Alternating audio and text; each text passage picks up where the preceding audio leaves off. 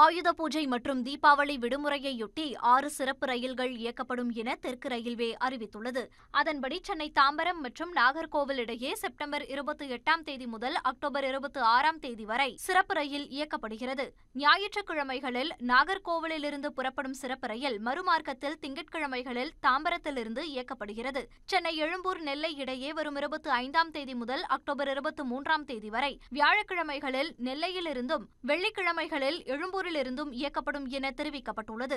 சென்னை எழும்பூர் தூத்துக்குடி இடையே வரும் 29ஆம் தேதி முதல் அக்டோபர் 27ஆம் தேதி வரை வாரம் ஒருமுறை சிறப்பு ரயில் இயக்கப்படும் எனவும், இந்த சிறப்பு ரயில் திங்கட்கிழமைகளில் தூத்துக்குடியிலிருந்தும் செவ்வாய்க்கிழமைகளில் எழும்பூரிலிருந்தும் புறப்படும் எனவும் கூறப்பட்டுள்ளது.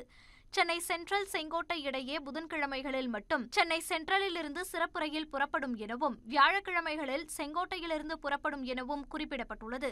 சென்னை சென்ட்ரல் போத்தனூர் சிறப்பு ரயில் வரும் 25ஆம் தேதி முதல் அக்டோபர் 23ஆம் தேதி வரை வியாழக்கிழமைகளில் சென்னை சென்ட்ரலிலிருந்து புறப்படும் எனவும், வெள்ளிக்கிழமைகளில் போத்தனூரிலிருந்து புறப்பட்டு சென்னை வரும் எனவும் கூறப்பட்டுள்ளது. இதேபோல சென்னை சென்ட்ரல் நாகர்கோவில் சிறப்பு ரயில் செப்டம்பர் 30ஆம் தேதி முதல் அக்டோபர் 28ஆம் தேதி வரை செவ்வாய்க்கிழமைகளில் நாகர்கோவிலிருந்தும் புதன்கிழமைகளில் சென்ட்ரலிலிருந்தும் புறப்படும் என குறிப்பிடப்பட்டுள்ளது. இந்த சிறப்பு ரயிலுக்கான முன்பதிவு புதன்கிழமை தொடங்கும் எனவும் தெற்கு ரயில்வே தெரிவித்துள்ளது.